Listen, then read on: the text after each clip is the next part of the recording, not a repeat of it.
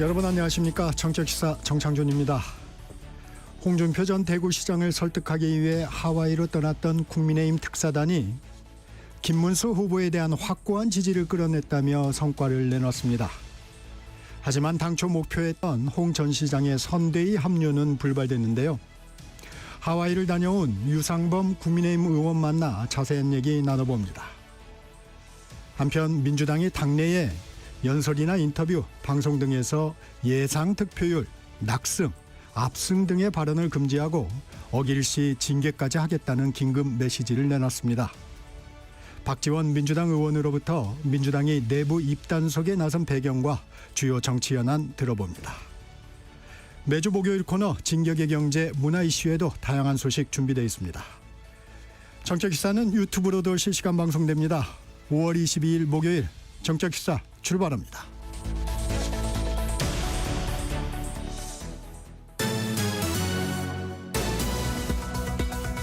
뉴스브리핑 시작합니다. 세계일보 이현미 기자와 함께합니다. 이 기자 안녕하세요. 안녕하세요. 주요 대선 후보 유세 소식부터 전해주시죠. 네, 민주당 이재명 후보는 자신의 지역구가 있는 인천을 찾아 팔은 안으로 굽는데 사는 동네를 잘 챙기지 않겠느냐며 지지를 호소했습니다. 네. 그러면서 본인도 여기서 출퇴근을 해보니 너무나 힘들었다며 인천의 교통 문제를 각별히 챙기겠다고 했습니다. 이 후보는 방탄유리를 동원한 자신의 유세가 도마에 오르자 여전히 내란 잔당들이 국가기관에 남아서 4차, 5차 내란을 꿈꾸고 있다. 정적을 제거하려는 음모가 계속되고 있다고 하면서 방탄유리를 설치하고 유세해야 하는 상황이 내 잘못이냐고 되물었습니다. 네. 그러면서 그들을 이렇게 만들지 않았냐, 반성에도 모자랄 자들이 살해기도로 목이 찔렸던 상대방 정치인을 두고 그렇게 장난했어야 되겠느냐고 말했습니다. 또 인천 출신 조봉암 선생이 사법살인을 당했다고 하면서 정적 제거 음모는 계속되고 있다고 강조했습니다. 이 후보는 집권하면 대통령실에 민원전담 비서관을 두겠다고 했고 동물복지법을 제정하겠다면서 반려동물 공약도 발표했습니다. 김문수 후보가 개헌뿐 아니라 탄핵에 대해서도 사과를 했네요. 네, 경기도 북부 지역을 찾은 김 후보는 어제 연단에 오를 때마다 큰 절을 했고 개헌과 탄핵을 언급하면서 부족한 점을 반성하고 사과드린다고 말했습니다. 지난 15일 계엄에 대해 사과한 데 이어 어제는 탄핵을 거론하며 사과를 한 겁니다. 네. 그러면서 방탄유리를 사용하는 이재명 후보에 대한 공세를 이어갔는데 더운데 조끼 입고 방탄유리 안에 들어가서 유세하는 것보다 차라리 감옥에 가서 앉아있는 게 낫지 않겠냐. 나는 방탄유리도 경호원도 필요 없다. 국민이 지켜줄 거라 믿는다고 했습니다. 김 후보는 현재 40명 정도인 경호 인력을 6명만 남기고 모두 철수해달라고 경찰에 요청한 걸로 전해졌습니다. 네. 김 후보는 개혁신당 이준석 후보와의 단일화를 강조하면서 대선 승리를 위해 모든 가능성을 다 열어두겠다고 했고요. 출퇴근 교통난을 해소하겠다면서 GTX 확충 공약을 유세 내내 강조했습니다. 이준석 후보 단일화 가능성에는 계속 선을 긋고 있죠. 네, 이준석 후보는 대학교에서 학생들과 밥을 함께 먹는 학식 먹자 이준석 행사를 이어가고 있는데 어제 국민의힘 안철수 의원이 이 현장을 직접 찾았습니다. 이준석 후보는 가천대 학생식당에서 밥을 먹고 있다가 안 의원을 맞이했고요. 두 사람은 학식 행사를 함께 마친 뒤에 근처 카페로 이동해서 20분간 대화를 나눴습니다. 안 의원은 당으로 오면 제가 나이로는 선배지만 잘 모시겠다. 김 후보와 만나는 것도 주선할 수 있으니 언제든 이야기하라고 했지만 이 의원은 전혀 달라진 게 없다며 선을 그었습니다. 네. 그런데 안 의원이 단일화 제안을 할 걸 알면서도 어제 이 후보가 만남을 거부하지 않았고 또 정치권에선 100% 장담할 수 있는 건 없다는 말이 회자되는 만큼 국민의힘에선 아직 기대를 놓지 않고 있습니다. 윤석열 전 대통령이 부정선거를 주장하는 영화 시사회에 참석하면서 논란이 일고 있네요. 네, 지난달 4일 파면된 윤 전 대통령이 재판 일정 외에 공개 행보에 나선 건 어제가 처음이었는데 서울 메가박스 동대문점에서 열린 부정선거 신의 작품인가라는 제목의 다큐멘터리 영화 시사회에 참석했습니다. 네. 한국사 강사 출신인 전한길 씨와 영화 제작자인 이영돈 PD가 윤 전 대통령 양옆에 앉아 영화를 관람하는 모습이 공개됐고요. 윤 전 대통령이 활짝 웃으면서 손뼉을 치는 장면도 언론사 카메라에 포착됐습니다. 네. 이를 놓고 국민의힘 관계자들이 더 적극적으로 비판을 쏟아냈는데 공식적으론 탈당한 자연인의 일정에 코멘트할 게 없다고 선을 그었지만 내부에선 당황한 기색이 역력했습니다. 지난해 총선 때도 인기가 떨어진 대통령이 전면에 나서면서 개연선을 가까스로 지킨 걸 떠올리는 사람들이 많았는데요. 네. 김용태 비상대책위원장은 계엄에 대한 반성과 자중을 하셔야 할 때가 아닌가 생각한다고 했고, 조경태 의원은 민주당 1호 선거운동원을 자청하는 거냐 참으로 어처구니없고 한심하다고 했습니다. 국민의힘이 김건희 여사와 관련해 사과를 했어요. 네, 김용태 비대위원장은 어제 긴급 기자회견을 열고 김 여사의 과거 행위에 대한 국민의 우려를 헤아리지 못한 점에 대해 정중히 사과드리고 깊이 반성한다며 개선 방안을 내놨습니다. 영부인에 대한 투명한 검증과 관련 예산 공개, 대통령 친인척에 대한 감시와 감찰을 약속했는데 이렇게 당이 노력하고 있는 상황에서 윤 전 대통령이 당의 외연 확장을 어렵게 하는 부정선거 이슈를 또다시 소환하자 의원들 단체 대화방에선 누가 가서 좀 말려야 한다는 성토가 나온 걸로 전해졌습니다. 경제 소식도 알아보죠. 이번 달 수출 중간 성적이 나왔죠? 네, 미국 관세의 영향으로 우리 경제가 어렵다는 소식 이전에도 계속 전해드렸는데요. 네. 이번 달 수출 중간 성적에서 그 기류가 또다시 확인됐습니다. 이달 1일부터 20일까지 총 수출액은 320억 달러였는데 조업 일수가 똑같았던 지난해 같은 기간보다 2.4% 줄었습니다. 네. 트럼프 정부가 시작한 관세 전쟁에 직격탄을 맞은 건데 미국 수출이 지난해보다 14% 넘게 줄었고 우리뿐 아니라 중국과 유럽, 일본도 미국 수출이 줄면서 이들 국가가 우리나라에서 사들이는 중간재 수입이 줄어든 것도 간접적인 영향을 미쳤습니다. 10대 수출 품목 중 수출이 늘어난 건 반도체가 유일했는데 미국이 반도체에도 품목 관세를 부과하면 충격이 더 커질 수 있는 상황입니다. 이달 말까지 같은 추세가 이어지면 대미 수출은 지난달에 이어 2달 연속 감소하게 되는데요. 정부는 피해를 본 기업들을 지원하기 위해 28조 6천억 원 규모의 정책 자금을 투입할 방침이라고 합니다. 구글이 AI 기능이 들어간 스마트 안경을 삼성전자와 함께 만들기로 했습니다. 네, 구글은 어제 미 캘리포니아주에서 연례 개발자회를 열고 삼성전자와 우리나라 안경 기업인 젠틀몬스터와 함께 AI 기능을 접목한 스마트 안경을 올해 말까지 공개하겠다고 밝혔습니다.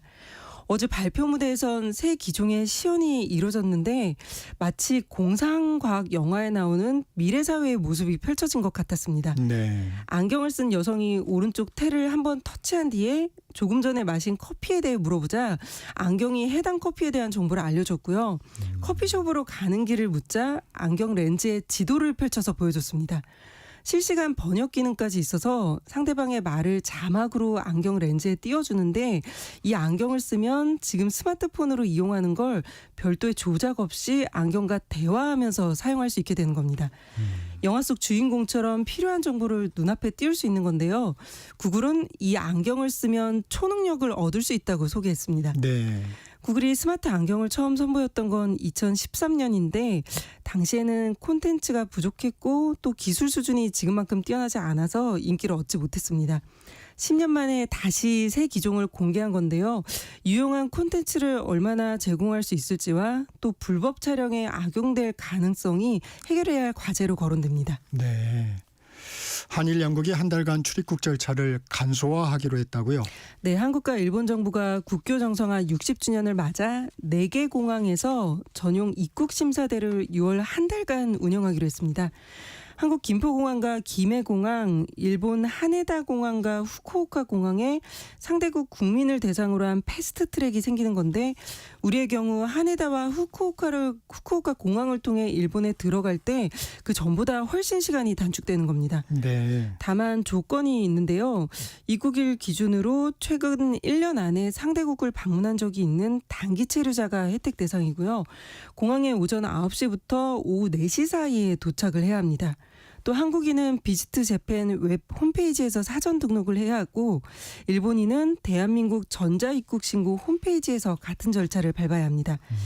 양국 정부가 특정 국가를 대상으로 전용 입국 심사대를 운영하는 건 처음인데 이렇게 출입국 절차가 간소화되면 평균 30분에서 1시간 정도 걸렸던 입국 심사 대기 시간이 대폭 줄어들 걸로 예상됩니다. 네, 여기까지 듣겠습니다. 뉴스브리핑 세계일보 이현미 기자였습니다. 고맙습니다. 감사합니다. 전격시사 듣고 계신 지금 시각 7시 30분입니다. 날씨와 교통정보 듣고 전격시사 이어갑니다.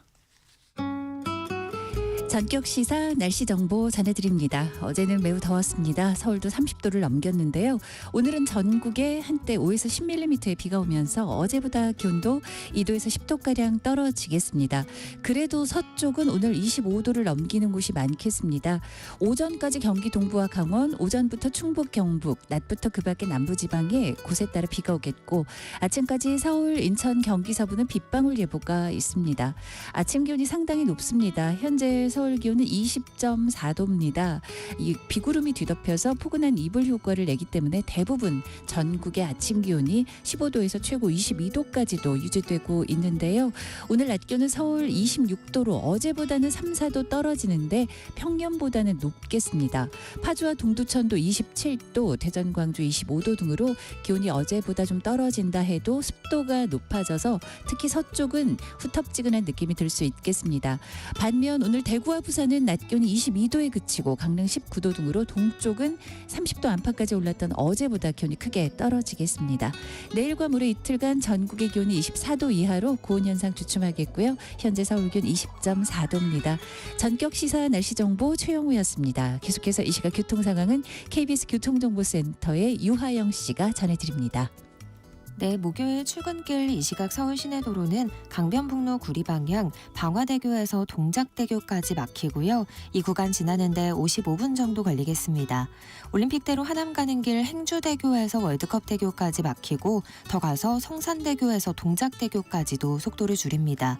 동부간선도로 성수분기점 방향 도봉 지하차도부터 성동분기점까지 정체고요.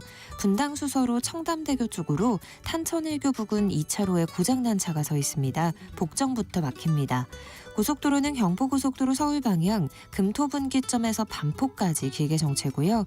서해안고속도로 서울 쪽으론 일직분기점에서 금천까지 막히고 반대 목포 방향은 안산에서 용담터널까지 정체입니다. KBS 교통정보센터였습니다.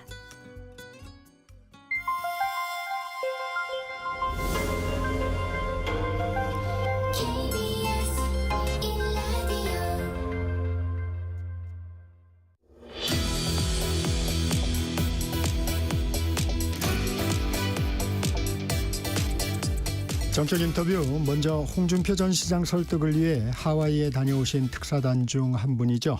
유상범 국민의힘 의원과 말씀 나눠보겠습니다. 의원님 어서 오세요. 예, 반갑습니다. 어제 귀국하셨던데 여독도 풀리지 않으셨을 텐데 출연해 주셔서 고맙습니다. 예, 한 6시쯤 귀국했는데 네. 뭐 10시간 비행을 하고 오니까 몸이 많이 피곤하긴 하더라고요. 네. 감사합니다.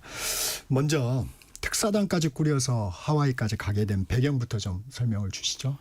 예, 이번 대선 승리를 위해서는 보수 대통합이 필수적이라는 것은 우리 보수 우파 쪽에서는 공감을 하고 있습니다. 그러나 이제 경선 과정에서 있었던 많은 그 불협화음으로 인해서 내부적으로 많은 그 갈등이 발생했고 그로 인해서 사실은 중요 경선 참가자들이 초기에는 유세에 합류하지 않는 그런 모습을 그렇죠. 보였습니다. 네. 그러다가 TK, PK가 그로 인해서 많이 흔들려서 지지율의 변화가 상승을 해야만 적어도 과거에 보면 한 60, 70% 가까이는 저희가 득표를 해야만 저희들이 대선에서 승리할 수 있는데 굉장히 상대적으로 굉장히 낮은 상황이 처해 있게 되고요. 네. 그다음에 홍 시장께서도 뭐 여러 가지 경선 과정에서의 그 아쉬움, 불편함을 사실 정치 포스팅을 통해서 지속적으로 한 일주일 가까이 반복함으로써 그렇죠. 네. 대선 동력이 많이 악화된 상황이고 또한 김문수 후보가 또 홍준표 시장과는 한 30년 지기인데 거기에 대해서 뭐 홍준표 시장에게 진정성 있는 메시지도 좀 전달할 필요가 있고 여러 가지 그 대선에 절박함이 있었기 때문에 그걸 저희가 그러셨구나. 가게 됐습니다. 가게 된 배경에 대해서 뭐 여러 가지 얘기가 뭐 많은데 뭐 당에서 기획했니 선대에서 기획했니 이런 뭐 여러 가지 얘기가 많았습니다만 사실은 어떻게 된 거냐면 홈캠프에 있었던 핵심 관계자 한 4명 네. 김대식 의원 그리고 당시에 조광한 전 남양주시장 그리고 대변인 이성배 대변인이 지난주에 모여서 이 상황을 분석하고 만일 이와 같은 상황을 반전시킬 계기가 좀 필요한데 그 계기는 홍 시장의 어떤 선대의 합류 또는 지지가 굉장히 중요하다. 그래서 만일 그것이 이루어진다면 지금 굉장히 어려운 대선 국면을 우리가 반전을 일으킬 수 있지 않겠냐라는 생각을 해가지고 저희들이 이렇다면은 가능한 빨리 하와이로 가서 홍 시장을 좀 만나서 말씀을 나누자 이런 이제 생각을 하고 서로 간에 합의를 봤습니다. 그리고 나서 이제 저희들의 계획을 우리 후보 측에 전달해서 후보 측에서 그럼 빨리 갔다 와서 좋은 성과를 보기 바란다. 그리고 김대식 의원에게 후보가 홍준표 시장에게 전달하는 메시지를 충실하게 말씀을 해줬고요. 그래서 그걸 가지고 저희가 가게 된 겁니다. 가게 된 배경이 그렇게 된 거군요. 예, 그러니까 뭐 당이나 선대위 차원에서 이루어진 게 아니고요. 그래서 초기에 시작이 이제 캠프 내에 예. 절박함을 좀 인식했던 사람들이 이거 안 되지 않겠느냐 해서 이루어진 거군요. 예, 보수 대통합인데 지금 홍 시장께서는 지금 하와이 가 계시고 또 전화도 일절 안 받으시고 뭐 이런 상황이기 때문에 결국은 저희 가서 직접 대면하고 설득을 하자 이렇게 돼서 이루어진 것이지 뭐 전혀 당이나 우리 선대위 차원에서 기획된 게 아닙니다.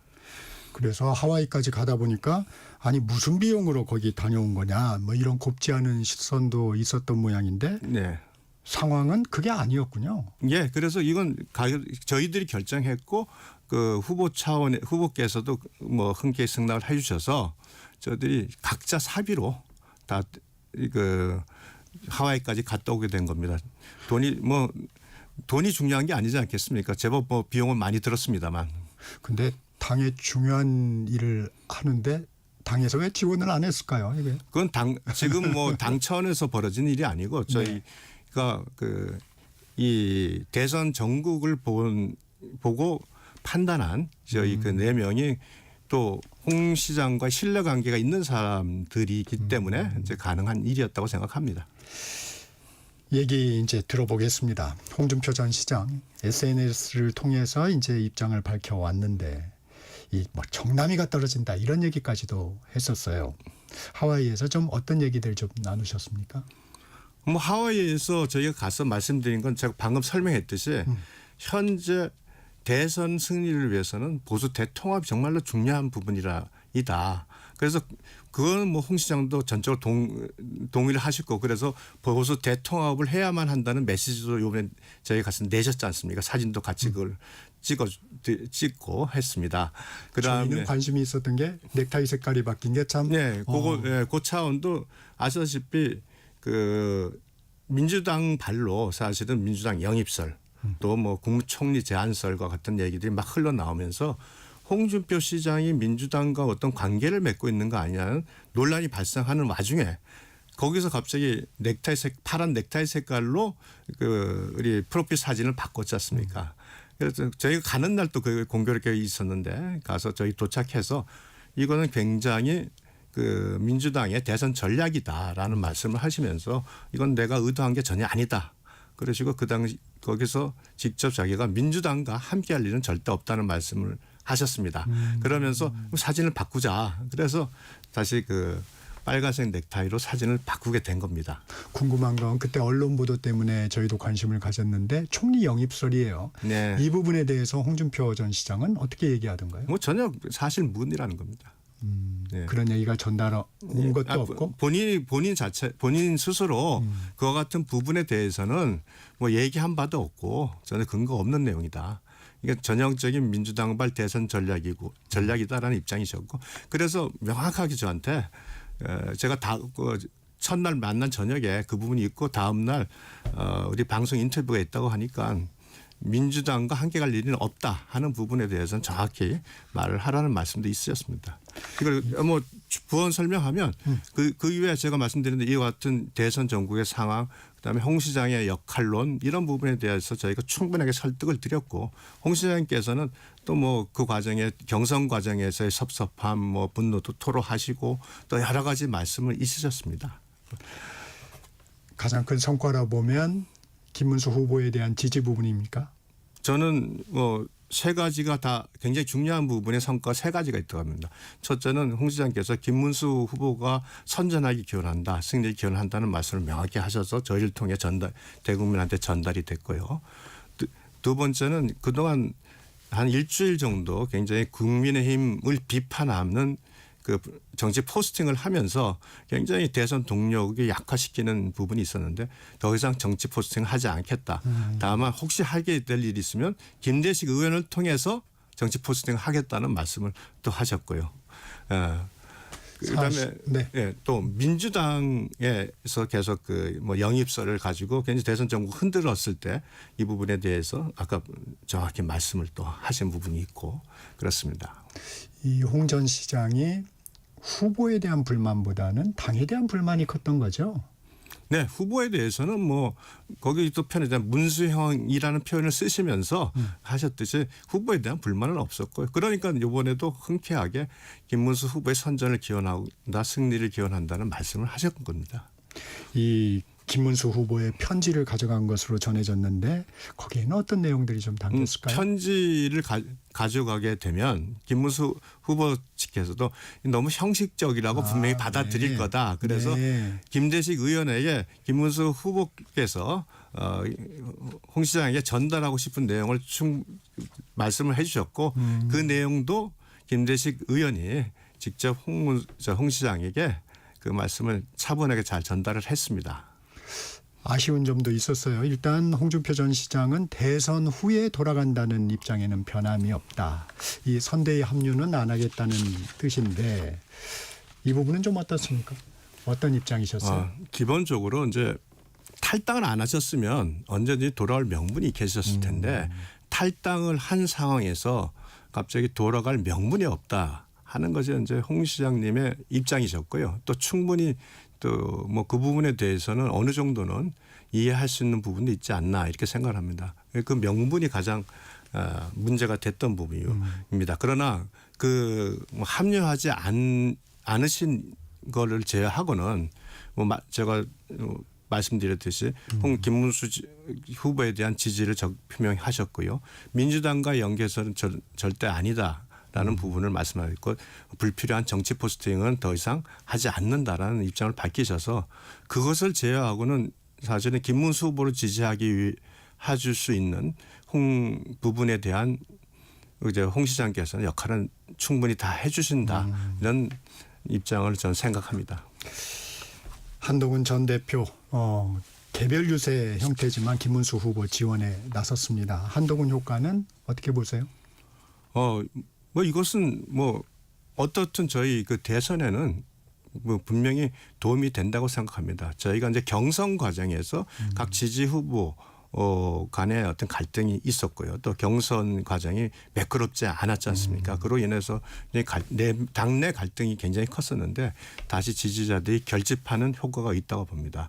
형식 면에서는 뭐 여러 가지 아쉬운 부분을 표명하는 부분도 있습니다만 저는 흥묘 백묘론을 여기서 말씀드리겠습니다. 지금 대선 과정에서 네. 김문수 후보가 당선되는데 지지할 수 있는 형식이라면 그것이 어떤 형식이든 간에 지금 같이 뛰는 것이 일단 더 중요한 부분이라고 생각을 하고 한동훈 후보의 지원 유세가 100% 김문수 후보의 대선 승리에 일조를 한다고 믿습니다. 한덕수 전 총리는 어떻습니까? 합류 가능성. 글쎄 그건 제가 지금 뭐 그 외국에 한 2박 3일 나가 있다가 들어와서 그렇죠, 정확히 그렇죠. 모릅니다만 네. 지금 들리는 언론 보도를 보면 아마 합류 가능성이 좀 있지 않으실까 좀 이렇게 생각을 합니다. 한덕수 전 총리도 마찬가지로 단일화 과정에서 여러 가지 이제 뭐 정치권의 어떤 굉장히 그 어떤 야성적인 측면을 많이 경험을 하셨잖아요. 그래서 여러 가지로 뭐 다소 마음의 정리를 할 시간이 좀 필요하지 않았나 생각하고 당신 그 한덕수 전 총리가 그 대선 통합의 죄송합니다. 그 우리 보수 대통합에 일조를 해야 된다는 국민적 요구가 많기 때문에 그것을 끝까지 외면하시지는 않을 거라고 생각을 합니다. 김문수 후보, 이준석 개혁신당 후보에 잇따라 러브콜을 하고 있습니다. 이준석 후보 완강히 지금 선을 긋고 있는데 단일화 가능성은 어떻게 보세요?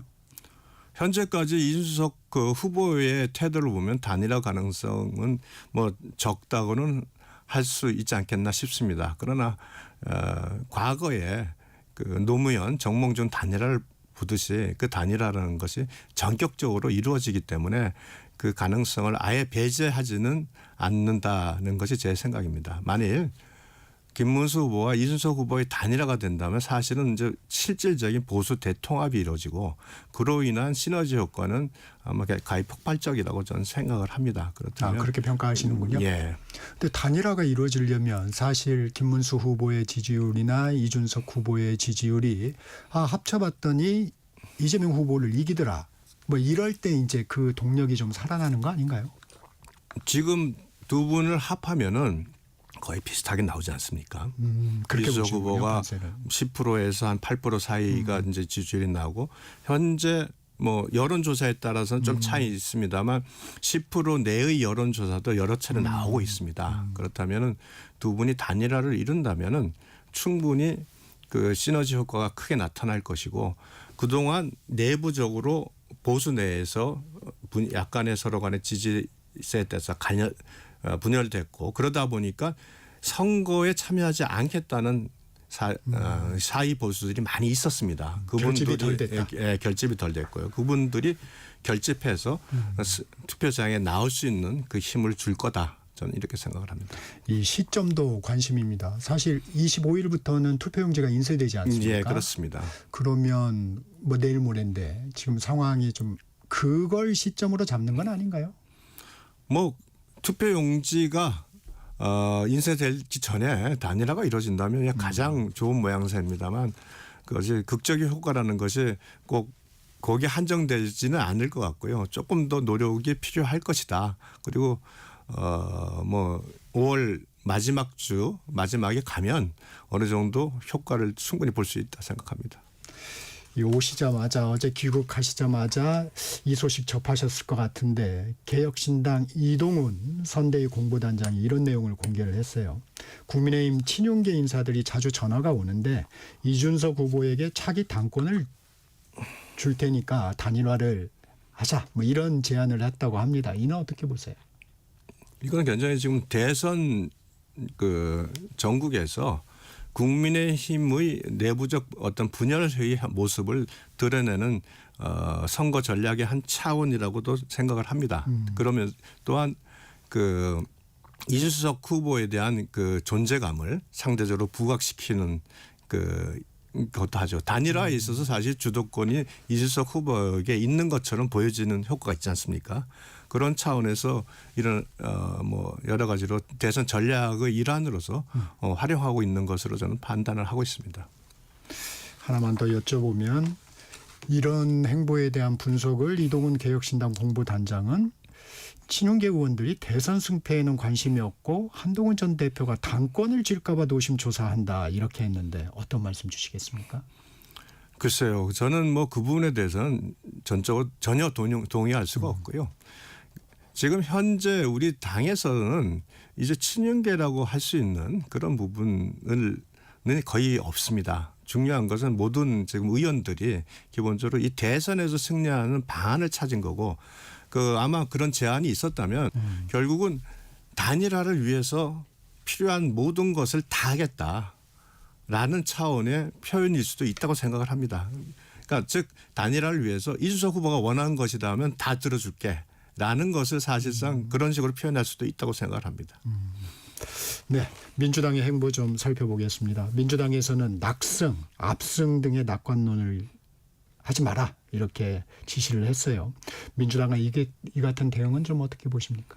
지금 민주당의 모습은 이제 부자 몸조심하자라는 사실 그 전략이죠. 그런데 아마 이 얘기가 이재명 후보가 아주 괴담에 가까운 실수를 반복하지 않았다면 안 나왔을 겁니다. 호텔 경제론이라는 우리가 듣도 보도 못한 얘기가 나오죠. 그다음에 커피 원가 120원 이러면서 국민적으로 굉장히 이재명 후보가 경제를 잘해? 이재명 후보가 유능해? 이라고 선전했던 것이 다 깨져버렸습니다. 그러면서 여론의 지형이 지금 제가 보기엔 많이 변하고 있어요. 지지율이 김문수 후보의 지지율이 급속히 상승하고 있습니다. 김문수 후보 같은 경우는 파팜이라 그래서 파도 미담만 나온다 하는 그 김문수 후보의 파팜이 그 김문수 후보의 인생 역정에서 나왔던 굉장히 우리 좋은 많은 감동적인 스토리들이 이제 국민들에게 전파가 되면서 아주 급격한 상승은 아니지만 계속 지지율이 올라가고 또 경기도지사 시절에 보여줬던 평택 반도체 공장, GTX, 판교 테크노밸리 이 같은 사업을 주도했다는 것이 국민들에게 뒤늦게 알려지면서 이제 도덕성과 역량이 인정받기 시작하니까 이제 위기감이 오는 거죠. 그러나 지금 현재도 이재명 후보 측이 앞서 있다는 것은 명백하다. 저는 이렇게 생각을 합니다. 그래서 이 전략은 부자 몸조신 전략이다. 이재명 후보가 6월 3일 대선일을 압도적 승리가 아닌 압도적 응징의 날이라고 표현했습니다. 응징이라는 표현 좀 어떤 의미로 받아들이십니까? 기본적으로 응징이라는 단어는 상대방을 악이나 적으로 규정하면서 그들을 박멸할 대상으로 할 때 표현하는 단어입니다. 정치인이 특히 자유민주주의 선거체제에서는 심판을 한다고 그러지 응징을 한다는 표현을 쓰지 않습니다. 굉장히 위험한 발상이고요. 그래서 보수 우파들 또 국민들 대다수는 이재명 후보가 대통령이 되면 분명히 응징을 하기 위해서 엄청나게 잔인하게 권력을 쓸 것이라는 생각을 하게 되는 겁니다. 이재명 후보가 이것을 꺼낸 이유는 저는 1.23 비상계엄 사태 이후에 민주당은 지속적으로 국민의힘을 내란 동조당이라는 프레임으로서 계속 공격을 해왔습니다. 네. 그래서 김문수 후보도 내란 동조당의 후보다. 즉 이것은 대한민국의 내란을 일으킨 사람들이기 때문에 응징을 해야 된다는 식으로 그 내란 프레임을 대선 전국에 다시 이용하겠다는 그런 생각을 밝힌 거였습니다만 그리고 지지 세력이 흔들리는 걸 막겠다는 의도가 있습니다만 그러나 응징이라는 단어를 썼다는 것 자체는 저는 이재명 후보가 정권을 잡게 된다면 어떻게 전국을 운영할지를 단적으로 보여주는 그 속마음이 드러난 아주 위험한 용어의 선택이었다 이렇게 봅니다. 김용태 비대위원장이 대선 후보 배우자 TV 토론을 제안했습니다. 이재명 후보는 부인이 정치하는 게 아니다며 거절을 했는데 어떻게 생각하세요? 민주당의 특징은 자기들에게 유리하다면 무조건 합니다. 만일 설련영 여사랑 김혜경 여사 두 사람이 토론을 하는데 김혜경 여사가 우위에 있다고 하면 무조건 받았을 겁니다. 그러나 현실적으로 설련영 여사가 살아온 인생 역정과 그분의 모습 또 김혜경 씨가 가지고 있는 법카 유형 또 각종 여러 가지 다른 갑질 의혹 이런 것들이 드러나면서 결국 이건 받을 수가 없는 거죠. 즉 우리 김용태 비대위원장은 결국은 지금 이걸 제안한 이유는 그 여사 리스크가 김혜경 씨에게도 있다는 것을 알려주는 하나의 전략적인 선택이었고 굉장히 좋은 비판도 있었습니다만 좋은 방식의 그 제안이었다고 저는 생각을 합니다. 그렇게 되면서 김건희 여사가 소환이 됐습니다. 그런 문제가 있었죠. 김용태 비대위원장은 김건희 여사와 관련해서 국민 우려를 못 헤아렸다. 정중히 사과했습니다. 사과의 배경 적절했다고 보십니까? 글쎄 그 과정까지는 제가 다 파악을 못해서 그것까지는 평가하기는 지금은 어렵습니다. 알겠습니다. 만일 20대에서 김건희 여사를 민주당이 정말로 가장 약점으로 집중적으로 공격을 했지 않습니까? 그리고 그 당시에 김혜경 여사는 뭐라고 했냐면 대통령 배우자도 무한 검증을 받아야 된다 이렇게 말씀을 하셨거든요. 그러니까 본인들이 위에 있었다면 당연히 받았겠죠. 네, 충분히 어제 지금 귀국하셨기 때문에 이 얘기도 여쭤보겠습니다. 윤석열 전 대통령이 어제 부정선거를 다룬 다큐멘터리 영화 시사회에 참석했습니다. 이 행보는 좀 어떻게 보셨어요? 저는 이번 선거는 김문수 정부와 이재명 정부를 어느 걸 선택하느냐는 선거가 돼야 된다고 생각을 합니다. 이미 윤석열 정부와는 단절이 돼야 되는 거고요. 다만 이제 이미 탈당을 하셨기 때문에 자인의 상태에서 하는 행보이기 때문에 지금 당에서 그것 자체를 비판하는 것이 적절한지는 좀 다소 의문이 들고 있습니다만 지금 현재 저희가 뒤지고 있는 상황입니다. 네. 그래서 따라가야 하는 입장에서 국민들이 부정적으로 볼 수 있는 부분이라면 자제하는 것이 옳지 않았을까 하는 이런 조심스러운 말씀을 드리겠습니다. 공지 하나 드리겠습니다. 조금 전 유상범 의원이 얘기하신 말씀 중에 나왔던 여론조사 개요 말씀드립니다. 채널A 의뢰로 리서치앤리서치가 19일에서 20일 양일간 1014명에게 전화면접 방식으로 조사한 것에 의하면 이재명 후보 45.6%, 김문수 후보 34.4%, 이준석 후보 9% 이렇게 나와 있고요. 자세한 내용은 중앙선거여론조사심의위원회 홈페이지를 참조하시면 됩니다. 오늘은 여기까지 들어야 될 것 같습니다. 지금까지 유상범 국민의힘 의원이었습니다. 고맙습니다. 예, 고맙습니다. 정치적시사 1부 여기서 마칩니다. 잠시 전하는 말씀 듣고 2부에서 뵙겠습니다.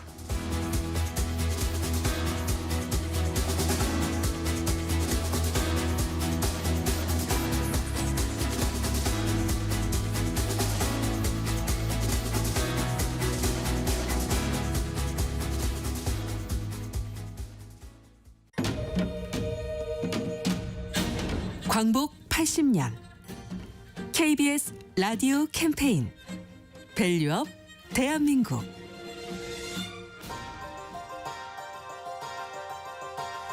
안녕하세요. 건국대학교 통일인문학연구단의 전영선입니다.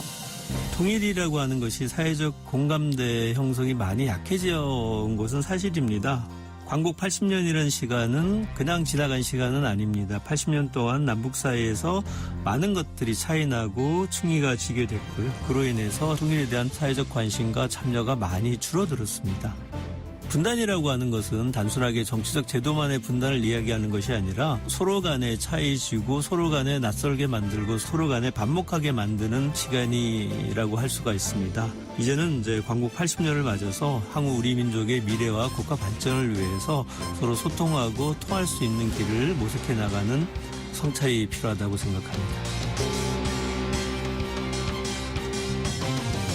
국제사회에서 민족유산과 자연유산을 보호하려고 하는 작업들은 상대적으로 가능성은 좀 높다라고 볼 수가 있고요. 왜냐하면 북한도 세계적인 기구에 이제 가입해서 적극적으로 활동하려고 하고 있고, 대한민국도 마찬가지로 민족문화유산이라든가 이런 것들을 적극적으로 어필하는 것이 목적이기 때문에 상대적으로 합의가 좀 잘 됐던 부분이라고 할 수가 있습니다.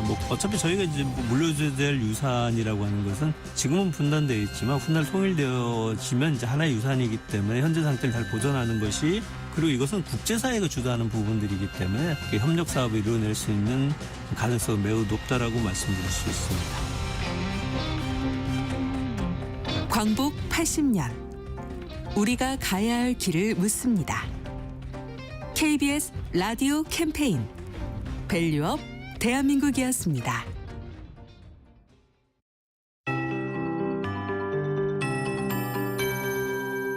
KBS 58분 날씨. 오늘 전국에 한때 5에서 10mm의 비가 오면서 어제보다 기온은 2도에서 10도가량 떨어지겠습니다. 그래도 오늘 서쪽은 25도 이상의 기온을 보이는 곳이 여전히 있겠고요. 오늘 오전까지 경기 동부나 강원, 오전부터 충북과 경북, 낮부터 그 밖의 남부지방에 곳에 따라 비가 오겠습니다. 서울, 인천, 경기 서부는 아침까지 빗방울이 떨어지겠습니다. 오늘 아침은 비구름이 포근한 이불 효과를 내면서 전국 대부분 15도에서 20도 정도로 아침 기온이 매우 높습니다. 현재 서울의 아침 기온은 20.2도나 됩니다. 전남 보성이나 북창원 쪽으로는 22도 안팎까지도 밤새 기온이 유지되기도 했는데요. 오늘 낮 기온은 서울 26도로 30.8도까지 오른 어제보다 3, 4도가량은 낮아지겠지만 평년보다 2도가량 높겠습니다. 파주와 동두천, 홍성이 27도, 대전과 광주 25도 등으로 어제보다 기온이 내려가긴 해도 습도가 높고 서쪽은 25도 이상 기온이 오르는 곳 중심으로 후텁지근 출근하겠습니다. 반면 어제 30도 안팎까지 올랐던 동쪽의 낮 기온이 뚝 떨어집니다. 대구와 부산은 오늘 낮 기온 22도, 강릉 19도에 머물겠습니다. 대기질은 깨끗하겠고요. 오후에 일시적으로 일부 지역의 오존 농도가 나빠지겠습니다. 지금 서울 기온 20.2도입니다. 최영우였습니다.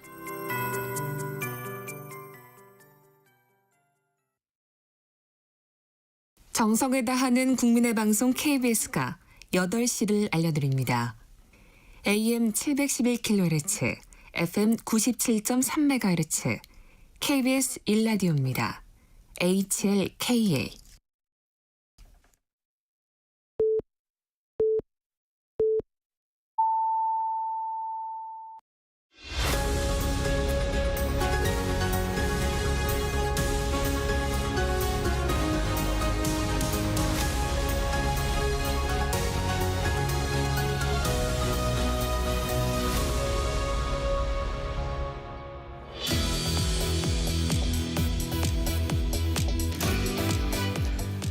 정격 인터뷰 2부에서는 정치 구단이라는 별칭을 갖고 계시죠. 박지원 민주당 의원 만나봅니다. 의원님 어서 오세요. 네, 안녕하세요. 공식 선거운동 중반전입니다. 이재명 후보, 김문수 후보 두 후보의 유세 좀 총평을 해주시면 어떻습니까? 뭐 다 열심히 하는데 앞으로 집권을 하면은 어떤 일을 하겠다는 비전 제시를 이재명 대표는 계속 공약 중심으로 발표를 하는데 김문수 후보는 윤석열 변명, 김건희, 옹호 그리고 이재명 비난으로 일관하는 거 보면은 좀 한심한 것 같아요. 그렇게 보고 계시군요. 이 발언 수위를 보면 김문수 후보는 좀 말이 거칠어지는 것 같은데 이재명 후보는 상대적으로는 좀 절제된 모습입니다. 어떻게 느끼세요? 아무래도 이재명 후보는 좀 압도적 우위를 점하고 있으니까 부자가 몸조심해야죠.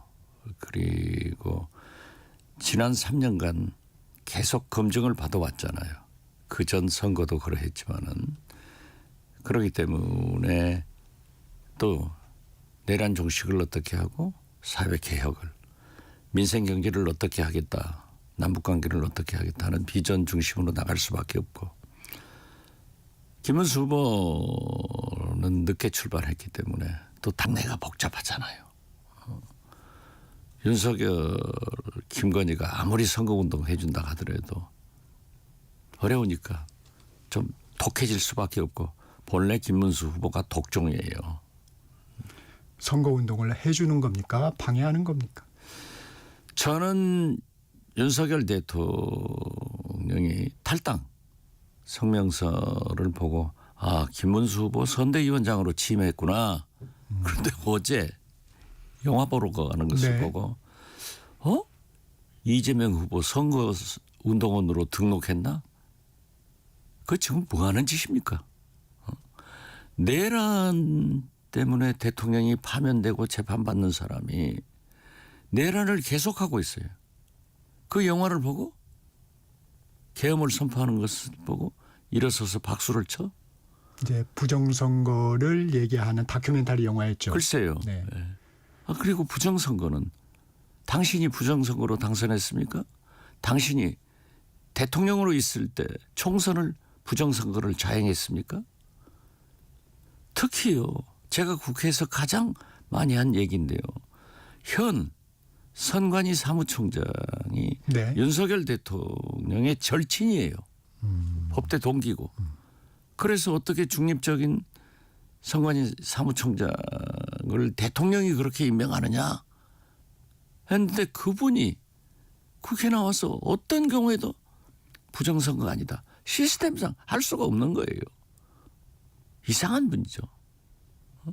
저런 거 보면은 저는 검찰도 내란을 선동하고 다니고 지속하고 있기 때문에 구속해야 된다고 생각하고 사법부에서도 내란 종식을 위해서 법정 구속을 해야 된다고 생각합니다. 저 사회하고 격리시키지 않으면요. 우리가 부담해야 될 국민적 정신 건강은 물론 경제적 국가적 손실이 얼마나 커요. 재구속해야 된다. 그 당연하죠. 검찰과 사법부는 반드시 재구속해서 윤석열을 우리 사회와 국민들과 격리시켜야 된다. 저는 그렇게 말씀드립니다. 의원님께서는 이재명 후보의 대선 득표율을 60%로 예상하셨던데 이제 당에서 득표율, 낙승, 압승 이런 언급 좀 하지 말라고 지금 지시를 했다고 해요. 왜 그렇습니까? 이재명 후보도 조심하자. 선거와 골프는 고개를 쳐들면 진다. 겸손 모드로 가고 네. 또 김대중 대통령도 민심이라고 하는 것은 조석변이다. 그렇기 때문에 겸손해라. 실수하지 마라. 그런 의미에서 한 조치고 그 박찬대 대행께서 그렇게 말씀하신 것은 혹시라도 오만하게 보일까 하는 것을 미리 방지하는 좋은 조처였다고 생각합니다. 제가 그 전에 얘기한 거예요. 의원님 얘기를 듣고 저래서는 안 되겠다 그런 거 아닙니까? 물론 그럴 수도 있겠죠. 그렇지만은 저는 당에서 그렇게 조심하자 했기 때문에 당연히 따라야 되지만은 저는 그 생각을 아직도 유지하고 있습니다. 네. 왜 그러냐 하니까는 처음부터 지금까지 계속되는 여론조사를 보면은 이 판국에 정권 교체를 하자 하는 국민이 55%예요. 그리고 정권을 유지하자 하는 측이 35%예요. 그런 거 보면은 한 60%, 30%로 갈 거다 이런 예상을 한 거지. 네.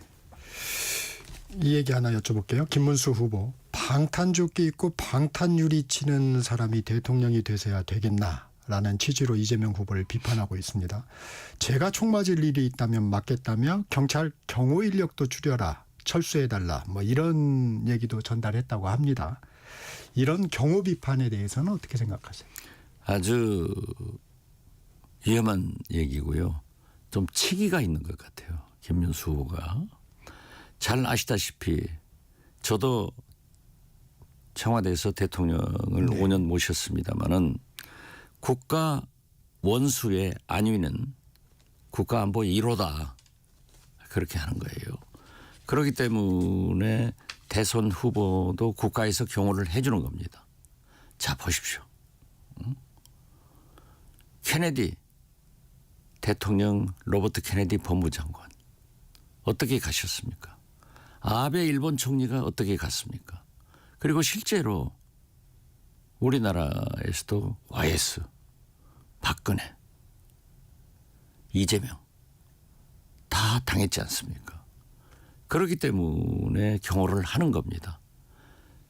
대통령이 총 맞으니까 아주 위험한 발상이에요.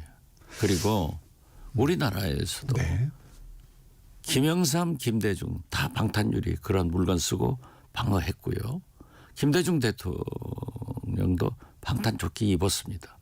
그렇기 때문에 대통령 후보가 또 대통령 돼서는 필요한 경호를 하는 것은 반드시 국가를 위해서 할 일이다. 그런데 김문수 후보는 아직 준비가 안 된 것 같아요. 그게 후보 때 그런 일이 있었습니까? 그렇죠. 아니야, 후보 때 그랬었습니까? 예전 대통령 DJ나 YS DJ 다 방탄유리 막았잖아요. 그 판때기 가지고 옛날에는 제가 그 수행하고 대통령이 돼서가 아니고 아니고 후보 때 다 그랬죠. 후보 그리고 때. 김대중 후보도 방탄조끼 입고 제가 제일 잘 알지 않겠어요. 그러니까 그 과거에는 김대중 대통령 후보 때 경찰 경호가 그렇게 약했어요. 그러니까 경찰 우리 민주당에서는 경호 책임자로 김옥두 전 사무총장이 책임을 지고 있었는데 그 에피소드입니다마는 네. 후보 옆에 사진 기자들 그다음에 볼펜 기자들 네. 이렇게 배치를 하면은 제일 경호가 잘 돼요. 그러니까 기자들은 또 근접 취재를 하니까 좋다고 하는데 좋아하죠. 네. 김옥두 총장은 회심의 미소를 하죠. 우리 경호예요 경호. 그러니까 호텔에서 지방에서 주무실 때 옆방 같은 층에는 전부 사진 기자를 제일 전면에 하고 이면으로 볼펜 기자를 하면은 우리 민주당 중진 의원들이 왜 우리는 다른 층으로 다른 곳으로 보내냐 하고 불만을 하지만은 제가 많이 당했습니다. 그렇지만 그런 경우도 했어요. 그것도 다 전략이 있었군요. 그렇죠. 예. 네. 민주당 김민석 중앙선대위 상임 공동선대위원장이 이 대선 후보 찬조 연설에서 이렇게 얘기했어요. 이재명은 김대중의 길을 갈 것이라며 이념을 넘어 실용으로 어깨동무하고 나라를 살릴 것이라고 말했습니다. 김대중의 길을 간다. 이게 김민석 수석 최고위원은 김대중 대통령이 피캅에서 정치 입문을 했고 우리 동교동에서 같이 일했습니다. 누구보다도 김대중을 잘 알죠. 그리고 저도 맨 처음부터 이재명은 제2의 김대중이다. 기류의 김대중을 보았는데 기류의 이재명은 김대중이 환생해서 부활해서 돌아온 김대중이다. 이런 얘기를 강조했는데 실제로 보면은 폴린 팔리시 미국 외교 잡지에서 보도한 바에 의하면은 또 제가 만난 고위 미 관료 외교관도 이재명 후보를 DJ하고 똑같더라. 그리고 굉장히 실용적이더라. 한미 관계와 한미일 공조관계를 너무나 잘 알고 있고 친중이 아니더라. 이런 얘기를 하고 있고 그 내용이 실질적으로 포린 팔리시의 보도가 됐습니다. 그렇기 때문에 저는 이재명은 제2의 김대중이다. 김민석 수석 최고위원의 말씀과 똑같습니다. 그러니까 실용으로 가겠다는 그 얘기가 그렇죠. 이제 김대중의 길도 실용이었다. 그렇죠. 그러니까 미 국무성에서도 평가하면서 그랬잖아요. 이재명은 실용주의다. 이런 얘기를 했어요. 그러니까 김대중 대통령이 제일 잘 쓰는 희호가 실사우시 아니었어요. 그래서 그 살아온 궤적도 탄압 박해받은 또 모략받은 그러한 내용도 이재명과 김대중은 동일성이 있고 그 실사구시의 실용적 생각도 같더라고요. 김민석 위원장이 예전에 이재명 후보에 대한 책을 낼 때인가요? 그런 얘기를 했어요. 이재명 후보는 86 운동권과는 다르다. 이 얘기는 좀 이제 김민석 후보 김민석 최고위원이 네. 운동권 아니에요. 네, 그렇죠. 그런데 이재명은 소년공 노동자 아니었어요? 거기에서 중앙대학교 고시반에 들어가서 중고등학교를 다니지 않은 사람이에요. 고시에 합격했단 말이에요. 흑수저가 금수저가 됐어요. 지금도 로스쿨 나오면 좋은데 그때 당시 고등고시 합격하면 어떻게 됐어요? 그렇죠. 마을에서 잔치하고 그러나 뭐. 그 금수저의 길을 그 막노동한 흑수저가 버리고 다시 성남 흑수저로 내려와서 노동운동을 했기 때문에 좀 다르죠. 이 보수 인사들이 민주당으로 모여들고 있습니다. 어떤 이유인가요? 저는 좋은 현상이라고 봅니다. 되는 집안은 많이 오잖아요. 지금 국민의힘 김문수 후보한테 누가 갔다는 사람이 있어요? 떠나는 사람만 있지. 그래서 저는 이번 선거는 내란 종식이냐 내란 계속이냐예요. 내란 종식을 원하는 사람들은 김정은만 아니면은 다 민주당으로 합치자. 그래서 내란을 종식시켜서 민주주의와 남북관계와 민생경제를 살려야 된다. 여기서 쓰러지면은 망하면은 우리나라 희망 없다. 그런 생각을 갖습니다.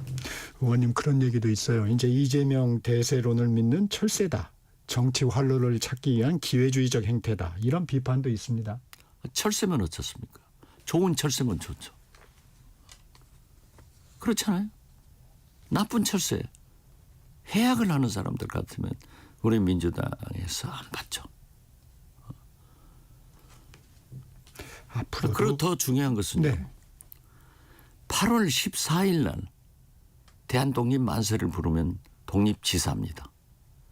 8월 16일 날 대한독립 만세를 부르면은 독립지사는 아니에요. 네. 앞으로도 깜짝 놀랄 만한 인사가 있을까요? 저는 잘 모르겠어요.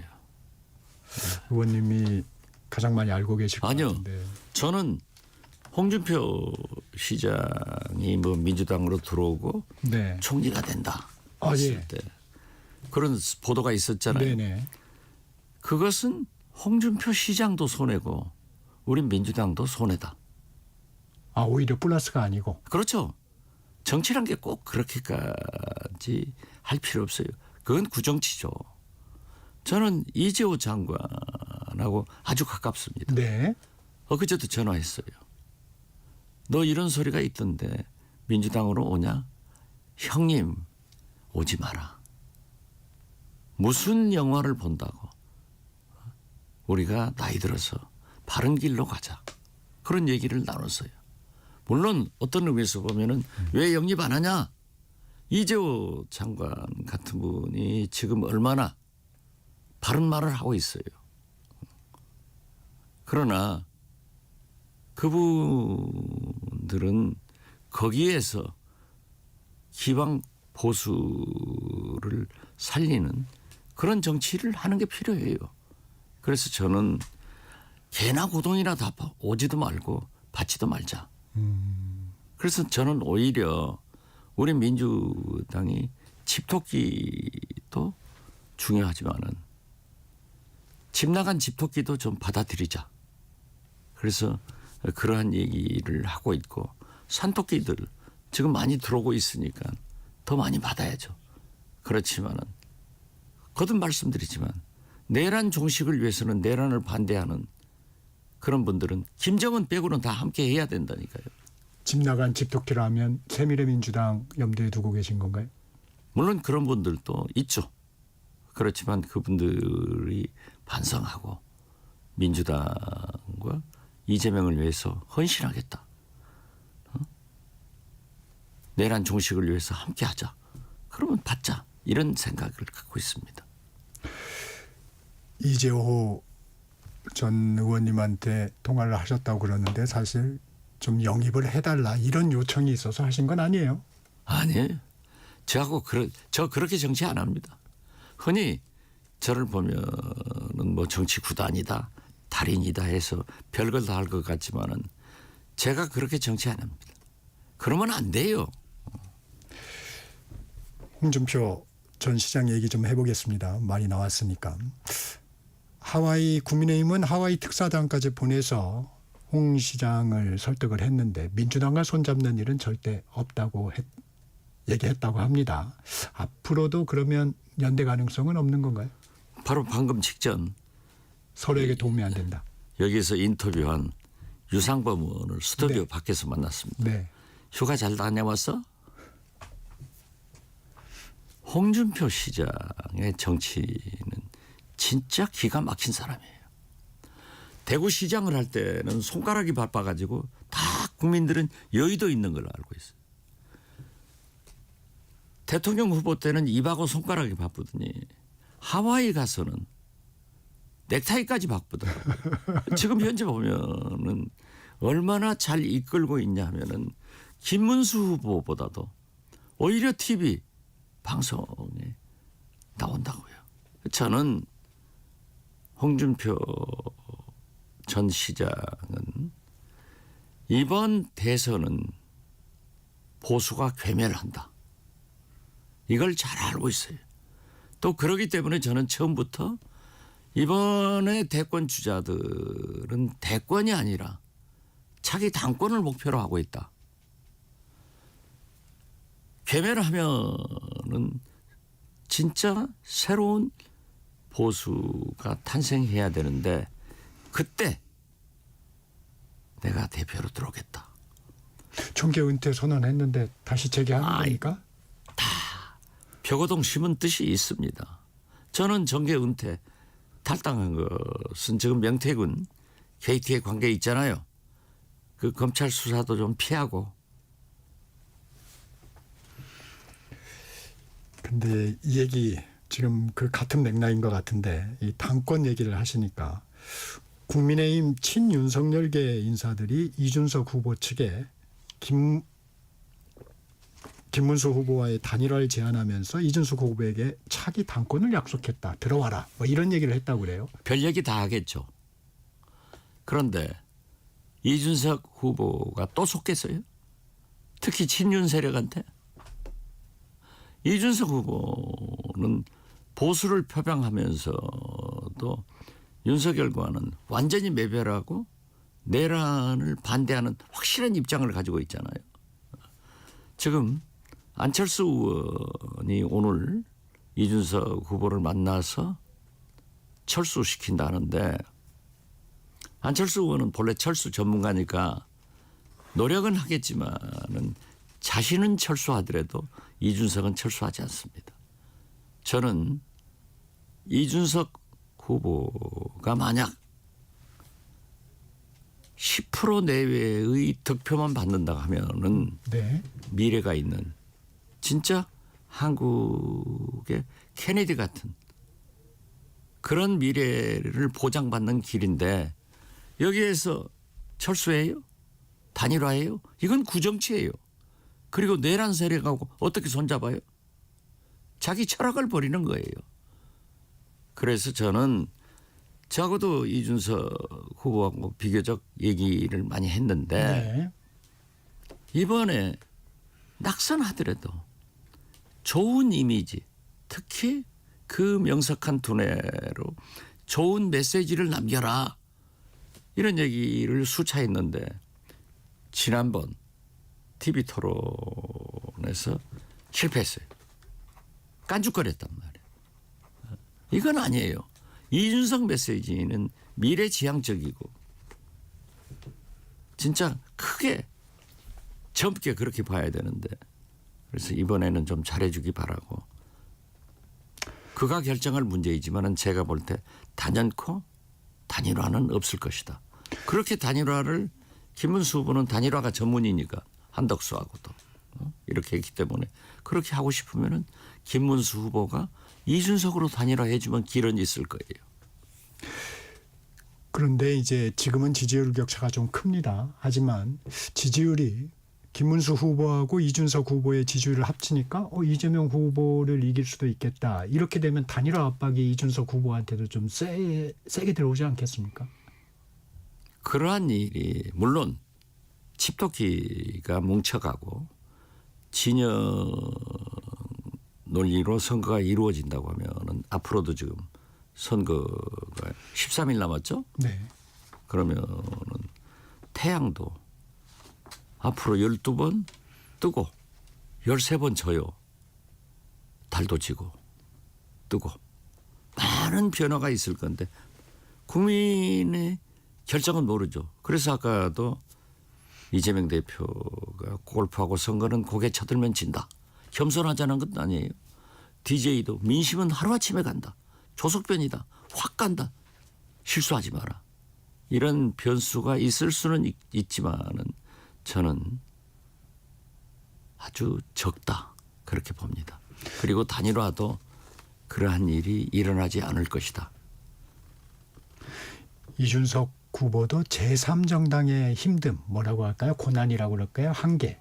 이런 부분을 좀 체감하지 않겠습니까? 그러니까 이번에는요. 대선이 끝나면은 보수 세력이 해체 모입니다. 어떻게 내란 세력들하고 같이 갑니까? 거기를 손절해야 되는 거예요. 윤석열 영화 보고 저러고 다니는 박수치고 다니는 이걸 이 사람들하고 같이 갈 수는 없는 거예요. 그래서 저는 선거에 패배하면은 처음부터 제가 얘기한 게 국민의힘 대권 주자들은 당권 주자들이다. 그래서 저는 국민이 역사가 내란 세력 국민의힘을 역사 속으로 밀어 넣어줄 겁니다. 그러면 새로운 보수 세력이 탄생할 때 그때 이준석의 길이 있다. 저는 그렇게 보죠. 한동훈 전 대표가 동반 유세를 안 하고 개별 유세로 지원하는 것도 그런 당권을 염두에 둔 행보라고 볼 수 있는 건가요? 당연하죠. 그렇지만 한동훈 전 대표는 간동훈이에요. 국민 뜻대로 해서 윤석열 뜻대로. 국민이 먼저입니다 해서 윤석열 먼저입니다. 윤석열 간도 보고 국민 간도 보고 그러다 계속 실패했지 않습니까? 자, 자기가 국민의힘 대선 운동을 한다 하면은 당당해야죠. 김문수 옷 입고 우리 당에서 후보로 나왔기 때문에 도와주십시오. 그러나 분명히 내란 세력과는 손절하겠습니다. 이렇게 얘기를 해야지. 옷도 안 입고 자기 당권 자기 파 의원들 지역만 간대요. 이건 정치 아니에요. 그러니까 검찰 정권의 한계를 윤석열에 의해서 한동훈도 노정시키고 있어요. 그러나 저는 한동훈 전 대표가 그래도 18명의 의원을 보내줘서 의원식 국회의장이 계엄을 해제했고요. 또 더 중요한 것은 8명을 사실상 보내줘서 윤석열을 탄핵한 그 공로는 인정합니다. 역사도 평가할 거예요. 그렇게 가야지.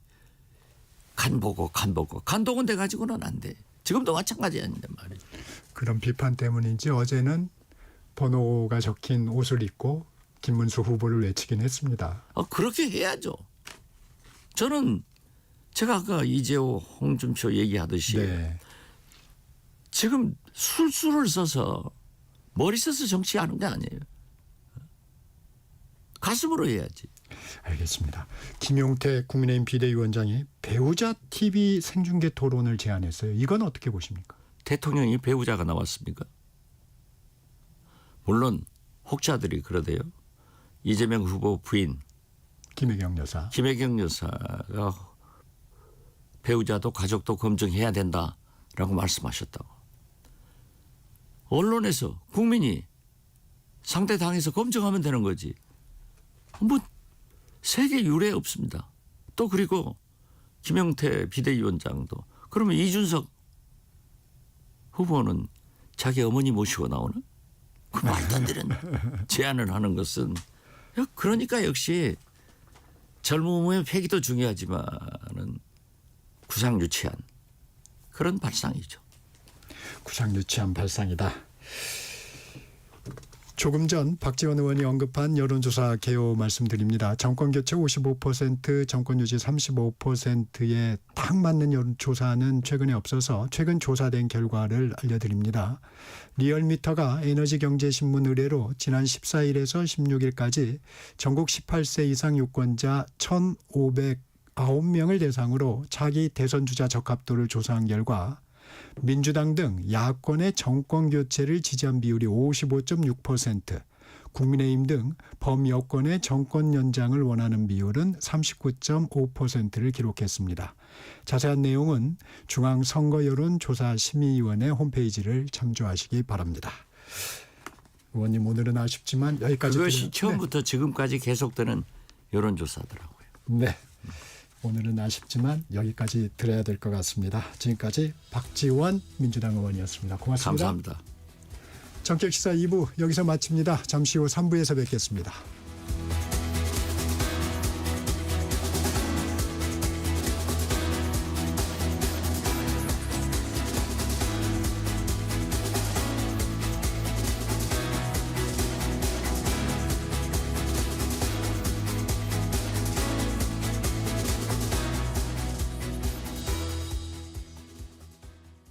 잠시 후 8시 반부터 일부 지역국에서는 해당 지역 방송을 보내드립니다. 워렌 버핏은 가치 투자, 필립 피셔는 성장주 투자, 피터 린치는 장기 투자. 방법은 달라도 목표는 하나. 성기영의 경제쇼가 성공의 길로 안내합니다. 깊이 있게, 명쾌하게, 지금 이 시대 경제에 관한 모든 것을 알려드립니다. 평일 오후 4시 5분 성기영의 경제쇼와 함께하십시오.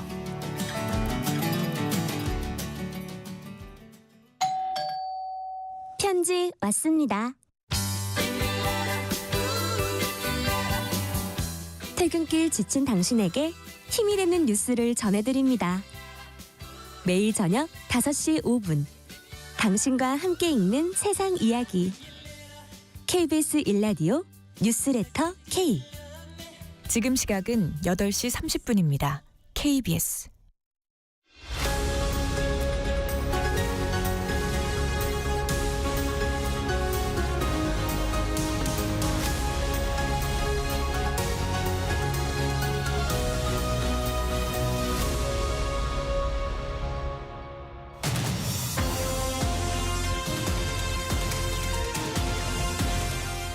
국제신용평가사 무디스가 최근 미국의 국가신용 등급을 최고 등급에서 한 단계 끌어내렸습니다. 무디스의 강등 조치가 우리의 국가신용 등급과 원달러 환율에 미치게 될 파장은 없을까요?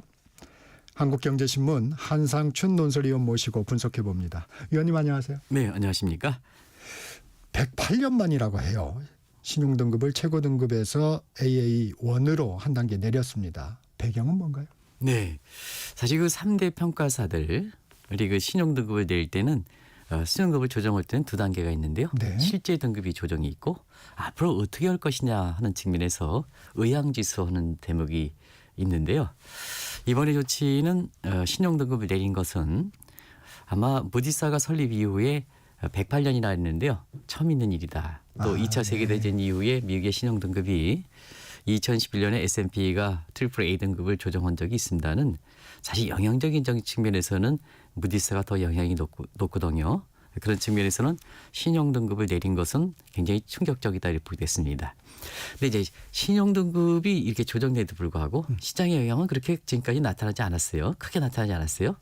왜 그러냐면 지금의 미국의 재정 적자라든가 국가침은 위험수이기 때문에 사실 신용 등급을 내리지만 개선 노력이 있으면 부정적에서 안정적으로 조정했다는 것은 앞으로 신용 등급을 다시 조정할 가능성이 있다. 상향 조정 가능성이 있다 하는 거고요.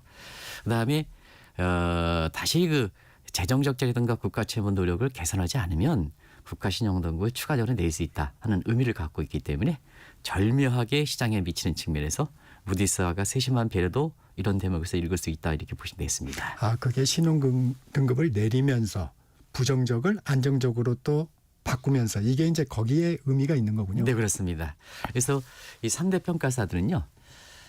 리스크가 이렇게 존재해 있을 때는 그 리스크를 각 고객들한테 미리 그 이렇게 안내해 가지고 리스크를 그 관리해라 해서 그 관리에 의해 가지고 수술해서 먹고 가 사는 기간이거든요. 그래서 어떻게 보면은 시장에 미치는 영향을 할 때 지금 등급 조정한 것 이것보다도 앞으로 어떻게 할 것이냐 하는 측면이 더 중요하지 않냐 생각합니다. 그런 측면에서 상당히 아주 절충안이 나왔다 이렇게 보시됐습니다. 그래서 좀 영향이 덜했던 건가요? 금융시장에? 네네. 근데 이제 그 이후에 시장에 영향이 이렇게 적은데도 불구하고 무디스가 경고했으면 재정 적자라든가 국가 채무에 대해서 트럼프 정부가 좀 노력을 해야 되는데요. 네. 시장의 조치가 이렇게 적게 나오다 보니까 자 트럼프 감세법을 밀고 나가거든요. 지금도 이제 그 절차를 받고 있습니다는 트럼프의 감세법에 대해서는 트럼프 대통령이 사실은 그 beautiful이라는 용어까지 사용해서 이걸 통과시켜야 된다. 또 트럼프 정부의 궁극적 목적이 마가 구상 아니겠습니까? 미국을 더 위대하게. 그래서 마가법이라 해서 이걸 밀어붙이는 형국이거든요. 그러면 트럼프 감세법을 이렇게 추진할 때는 자 감세니까 결과적으로 보면 재정 적자라든가 국가 채무가 더 늘어나지 않습니까? 네네. 그래서 뒤늦게 무디스의 절충에서 미미한 절충에서 시장을 안정시켰습니다는 오늘 새벽에 끝난 미국의 그 증시 보면 다우존스 지수가 다시 800포인트 이상 급락하는 이런 모습을 보였다 이렇게 됐습니다. 이 신용 등급이 강등되면 미국 국채에 대한 신뢰도가 떨어지는 건 아닌가요, 위원님? 네, 국가 신용 등급은 별도로 국가 등급을 하는 게 아니라 미국의 장기채에 대한 조정이거든요.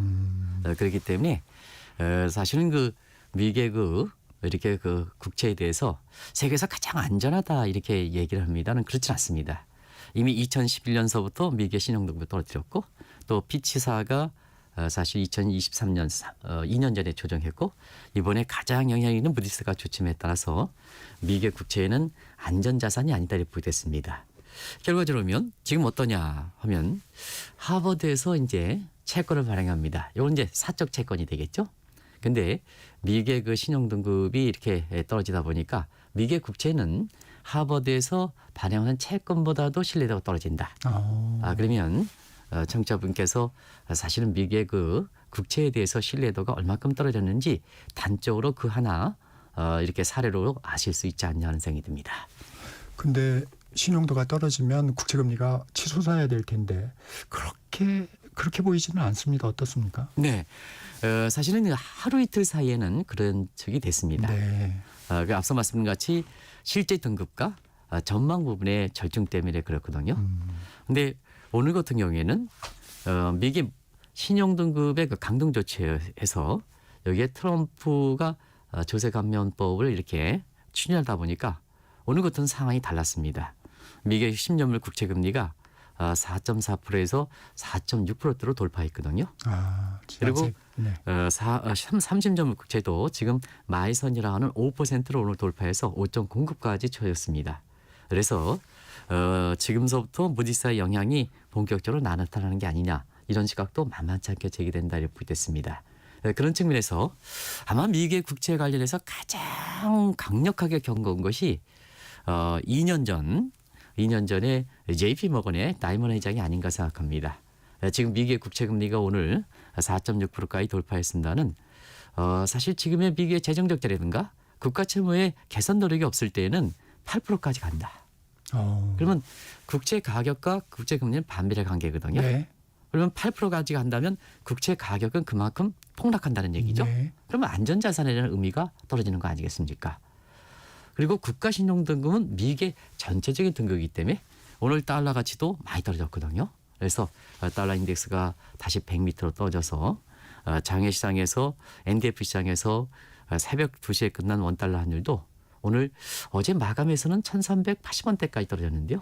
오늘 추가적으로 많이 떨어지지 않겠나 이런 시각에서 지금 국가 신용 등급이 미국의 위상, 그 미국의 위상 관련해서 미국의 국채의 가격이 떨어지고 달러 가치가 떨어지고 이러면 트럼프가 미국을 다시 위대하게 한다. 이런 마가구상이 실현되겠느냐 하는 측면에서 미국의 현지 내에서도 여기에 대해서 회의적 시각이 많이 올라가고 있다 하는 것을 말씀드리겠습니다.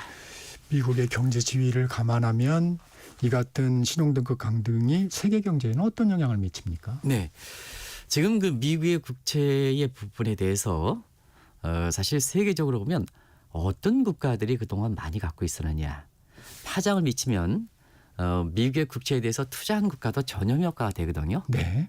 그런 측면에서 보면 세계의 제1, 2 채권국이 일본과 중국이 되겠습니다. 사실 일본은 1등 지형인데 중국이 국채를 매각하는 과정에서 자연스럽게 1등이 됐었거든요. 그리고 한국은 미국의 국채에 대해서 12번째를 많이 갖고 있습니다. 네. 그런 측면에서 보면 그동안 미국 경제 신뢰가 바탕으로 안전자산에서 미국의 국채를 이렇게 샀는데요. 자, 미국이 이제 국채를 갚아야 되는 시점에 국가 신용도가 떨어지고 국채에 대해서 디폴트 우려가 된다면 그 부분에 대해서 열심히 돈 벌어가지고 또 무역 적자라든가 이런 무역 흑자라든가 이런 거에서 돈 벌어가지고 미국의 국채 뜯은 사람들의 이렇게 국가의 전염 효과가 된다는 얘기거든요. 그런 측면에서 보면 미국의 국채 부분에 있어서는 여러 가지 버터플라이 이펙트, 미국의 상황이 발생했을 때 사실 다른 국가에 영향을 미치는 버터플라이 이펙트가 되기 때문에 지금부터 미국의 그 국채는 어쨌거나 자체적으로 적자라든가 개선 노력이 있어야 세계 경제에 미치는 영향에 차단시킬 수 있다는 측면에서 사실 미국이 이런 노력을 좀 해줘야 되는데요. 트럼프 정부는 막상 톰프로믹스 마가구상을 하기 위해서는 재정 수입적인 측면에서는 퍼블리적인 측면에서 인기를 얻기 위해서 감세를 추진합니다. 소득세 폐지라든가 법인세도 15%까지 감면하겠다. 근데 막상 지출 쪽은 줄여야지 재정 적자라든가 국가 채무가 이렇게 그렇죠. 줄어들어서 세계 경제 입장에서 영향을 차단시킬 수 있지 않습니까? 근데 자, 재정 지출 쪽은 어떠냐 하는 측면에서 보면 작년에 바이든 정부에 대해서 대선 과정에 대해서 사실 바이든 경제 때 좋았거든요. 작년에 미국 경제 성장률이 잠재수준 이상으로 굉장히 좋았습니다. 다우라든가 나스닥이라든가 사상 최고치거든요. 근데 여기를 대공화에 피했거든요. 그러면 경제 영역에서 루즈벨트와 같은 이런 경제 영향을 꿈꾸기 때문에 내가 당선되면 제2의 뉴딜 정책을 추진하겠다. 그러면 감세를 추진하는데 재정 지출 늘려? 그러면 재정 적자라든가 국가 채무가 늘어나지 않습니까? 그렇기 때문에 국채 투자자들한테 사실 전가시키지 않겠냐. 실제로 그런 모습이 있어요. 자, 지금 미국에서는 국채의 신뢰도가 떨어지기 때문에 네. 소화가 안 되거든요. 네. 그러면 만기는 돌아옵니다. 네. 그래서 지금 만기가 돌아오는 물량에 대해서 100년짜리 무이자 국채를 발행해서 일본과 한국과 중국에 떠넘기거든요. 그거 현실화될까요? 그게 이제 사실 이 문제에 대해서 굉장히 여러 가지 얘기가 있습니다. 이 내용의 근간을 보면 지금 트럼프의 이렇게 경쟁력을 이끌어가는 게 크게 세 가지가 있습니다. 대중과 관련돼서는 나바로 패러다임에서 나바로 교수가 해서 대중 강경론, 중국은 적이다. 공산당은 몰아내야 된다. 이런 관점에서 사실 나바로 패러다임이 대중 이렇게 관세 정책이라든가 대중 정책의 근간이 되고 있고요. 근데 나바로는 좀 물러났습니다. 왜냐? 관세 정책이 저렇게 하다간 중국 쪽에 지금 밀리는 분위기지 않습니까? 당신 설정은 잘못돼 있다. 두 번째는 관세 정책과 환율과 관련돼서 미란 보고서가 있거든요. 네. 자, 미란 보고서는 어떠냐? 그동안 자유변동 환율제에서 달러가 너무 강세가 됐다는 얘기입니다. 그러면 미국 입장에서는 제조업이 위축되고 수출이 위축되고 근로자가 쫓겨났다. 어떻게 고칠 것이냐? 달러 약세를 유지해야 된다. 자, 그러면 미국의 제조업 수출 증가하고 근로자들 늘어나지 않느냐? 그러면 미국 경제가 사실 마가 구상을 할 수 있다. 네. 근데 문제는 학계들이 이렇게 보면 저도 그것들 기본적으로 공감합니다. 미국은 달러 약세를 했다고 해서 수출이 늘어나는 구조입니까? 왜 그러냐면 경제 전문용어로 마셜 러너 컨디션 조건이라 하는데요. 미국은 이게 환율에 가격에 민감한 저가 수출품이 아니거든요. 품질과 기술과 디자인 것이거든요. 그렇기 때문에 마셜 러너 컨디션 조건을 충족하지 못하고 있습니다. 수출이 달러 약세에서 수출이 증대하지 않습니다. 그런데 한번 보세요. 자, 미국은 무역 적자국입니다. 수출업자가 많습니까? 수입업자가 많습니까? 수입업자가 많은 거죠. 그러면 달러 약세를 이렇게 유도하면 자, 미국의 제조업 비용은 다 증가합니다. 그리고 수입물가 상승에 미국의 국민들은 고통이 심각합니다. 그리고 미국은 사실 독과점 구조거든요. 빅테크라든가. 그러면 제조 비중이 증가하면 또 생필품 가격에 밀어내는 악순환 구조가 되거든요. 이런 미국의 학자들은요. 석학일수록 엉터리 보고서 정책 운영 경험에 전혀 없는 미란이라는 사람이 정책 운영 경험에 전혀 없는 사람이거든요. 이 보고서를 토대로 하니까 지금과 같은 사태가 발생하는 거 아니겠습니까? 그러다 보니까 뭐냐. 결과적으로 보면 재정 적자라든가 이런 부분에 대해서 정리하지 못하면 자, 한날에 캐시플로우가 증가해야 국가에서 보면 돈을 벌어야 위상이 증대되는 거 아니겠습니까? 그렇죠. 그거는 가게도 그렇고 뭐고 그런데요. 그래서 서로 엇갈린 이렇게 보고서들이 나오는 과정에서 지금 국제적으로 보면 국채에 대한 신뢰뿐만 아니라 전반적으로 미국 예상이 떨어지는 이런 모습을 보이고 있다고 볼 때 있습니다. 우리나라 신용등급에 대한 전망은 어떠세요? 네, 우리는 아직까지 건전합니다. IMF의 신기준 보면 우리는 포트폴리오 상의 선진국이 아니라 개도국입니다. MSCI 지수에서는 아직도 우리가 선진국의 예비 명단에 2013 탈락돼서 아직 재진입도 못하고 있지 않습니까? 그런 과정에서 IMF의 재정의 건전도를 볼 때는 신기준은 GDP 대비해서 60%입니다. 그런데 한국은 국가 채무 속도가 세계에서 가장 빠르다 이렇게 하지만 GDP 대에서 이렇게 국가 채무 비율이 54% 정도이기 때문에 안전 수준이 있습니다. 가계부채가 문제죠. 근데요. 문제는 그렇습니다. 이 문제를 가지고 전문가들이 얘기하는 시각이 있는데요. 자, 한국의 가계부채는 사실상 그렇습니다. 국가 채무와 연결되느냐가 중요합니다. 국가의 신용등급이니까 장기채의 등급이니까. 근데 많은 사람이 한국의 가계부채가 위험세가 높다. 국가 신용등급이 우리가 떨어진다 이렇게 하지만 사실 세계 3대 평가기관들의 어떤 평가 기준을 잘 모르기 때문에 그렇습니다. 자, 한국의 가계부채는 미국의 서브프라임과 같은 이런 국가기관의 국가의 채무로 전가시킬 수 있는 구조가 고리가 약합니다. 그래서 단순히 가계부채가 높다고 해서 한국의 신용등급이 떨어진다 하는 서로 평가 기준이 다른 차원에서 나오는 거다 하는 것을 말씀드리고, 두 번째는 가계부채가 많긴 합니다. 그런데 우리는 대부분 다 가계부채가 아파트 담보대출이거든요. 미국은 신용대출이 많습니다. 서프라임 같은 경우에는. 그래서 아파트 가격이 담보 가격보다 떨어지지 않으면 가계부채가 위험성이 높다 해서 우리의 국가신용등급으로 연결시키는 것은 잘못되어 있다. 많은 전문가들이 그러는데요. 우리처럼 국제금융시장에 30년 종사하는 입장에서는 가계부채가 많으면 2008년에 서프라임이 이더된다. 제2의 서프라임이 된다. 안 됐지 않습니까? 그리고 가계부채가 위험수가 될 때마다 한국의 국가신용등급이 떨어진다. 그건 기준이 다르다. 그리고 가계부채에서 다 부채 탕감해가지고 국가의 채무로 재정적자로 확대될 수는 있습니다. 그런데 이렇게 될 때는 도덕적 해이 문제가 발생하거든요. 차기 정부가 태어납니다는 가계부채가 탕감할 때 전반적으로 국가의 재정사정이 악화될 만큼 탕감하는 것은 금융 시스템 자체에서 자기 책임 원칙에서 무너지기 때문에 이런 조치는 상당히 좀 자제할 필요가 있지 않냐 생각합니다. 짧게만 말씀하시기 힘들겠지만 마지막으로 한 가지만 좀 여쭙겠습니다. 환율이 최근에 많이 하락을 했습니다. 우리 원화 가치가 상승을 한 건데 환율 전망은 좀 어떻습니까? 네, 우리 문제를 보면 환율이 올라가야죠. 우리 경제 미국 것보다 안 좋지 않습니까? 그리고 내수가 침체된 상태에서 사실은 그나마 이 정도 성장은 수출에서 받치고 있는 상황이거든요. 근데 우리 내부적으로는 환율이 올라가야 됩니다. 근데 환율이 떨어지는 것은 미국 측의 문제에서 그렇거든요. 결과적으로 미국이 지금의 문제에서 달러 약세하니까 자 원화 강세 이쪽으로 해서 환율이 떨어지는데요. 결국 한미 협상단이 우리 국익을 치고 우리 경제 성장을 위해서는 이번에 한미 협상단이 사실 환율 문제에 대해서 최소한 원화 절상의 속도는 조정할 필요가 있다. 그래서 항상 미국의 협상에 대해서 빨리 갈 것이냐 늦게 갈 것이냐. 저는 개인적으로 지난번에도 왔습니다는 늦게 가야 된다.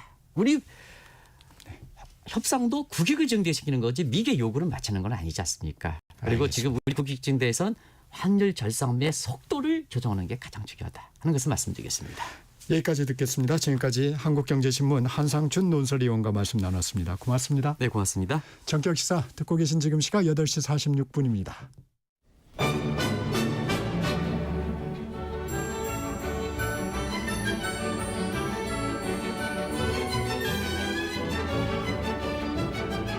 KBS 1라디오 정통 시사 프로그램 전격시사. 정치자의 눈으로 질문하겠습니다. 공정의 가치를 추구합니다. 꼭 필요한 정보를 담겠습니다. 월요일부터 금요일까지 아침 7시 20분에 찾아옵니다.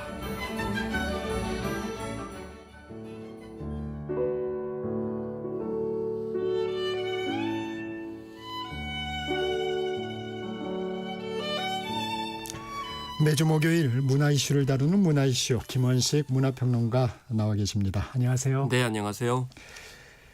최근 연예인 소속사나 방송사 촬영팀을 사칭해서 자영업자를 상대로 한 노쇼 사기 행각 기승을 부리고 있다고요? 그렇습니다. 노쇼는 이제 예약을 하고 현장에 나타나지 않는 건데요. 주로 방송 촬영팀이나 콘서트 스태프 단체 예약을 하겠다는 유형은 음식점에서 나타나고 있습니다. 네.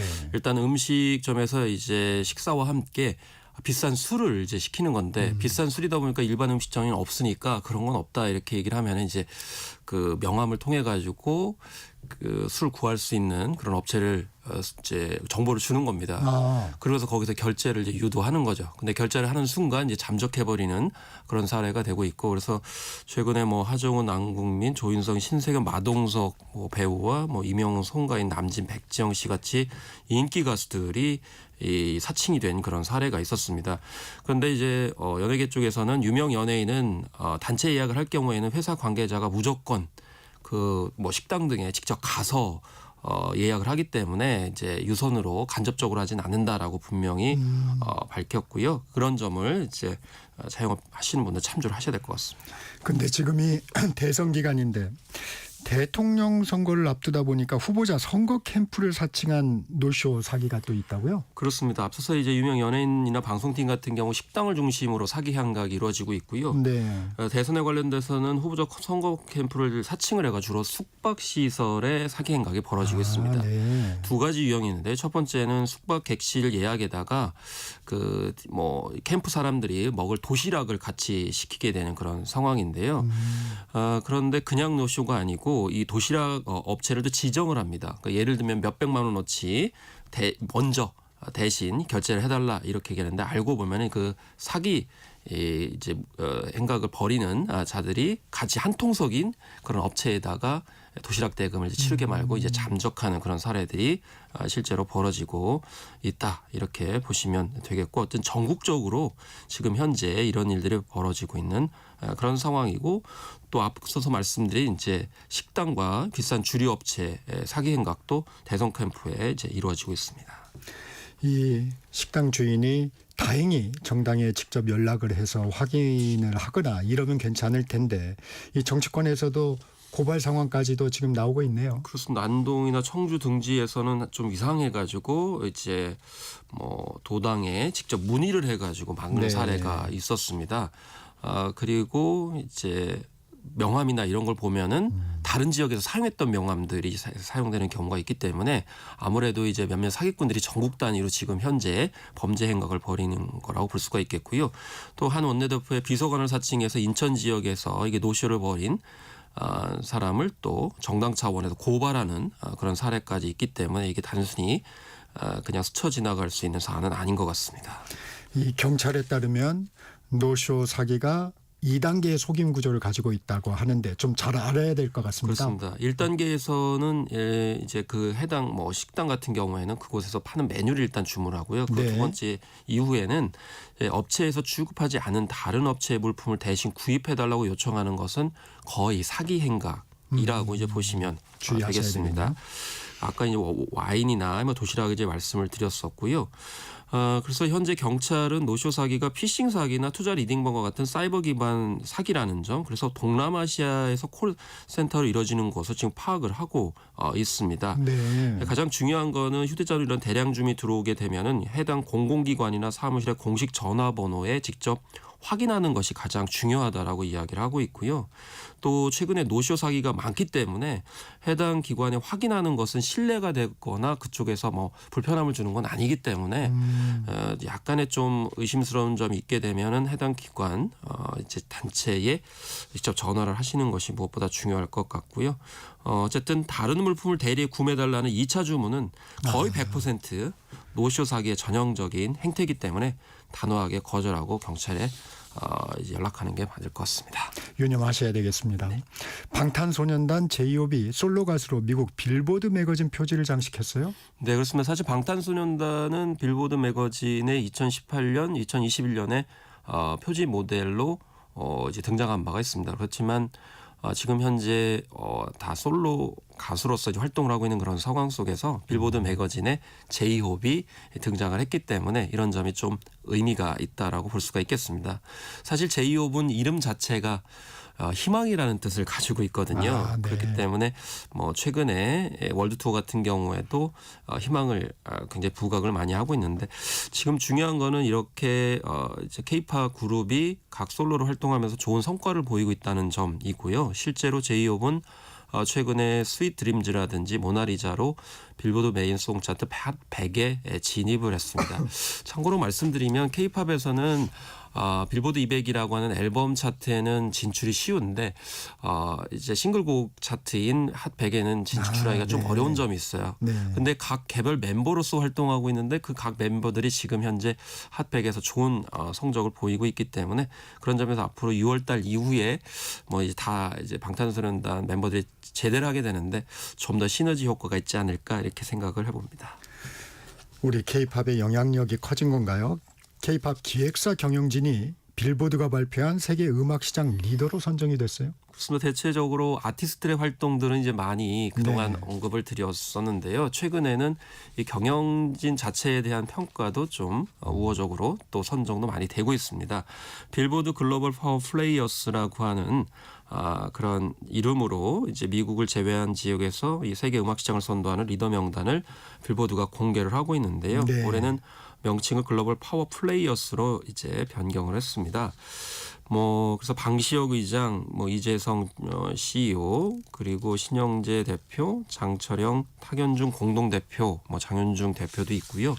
대체적으로 높이 평가하는 이유가 새로운 테크놀로지 기술을 접목하는 부분을 높이 평가를 하고 있습니다.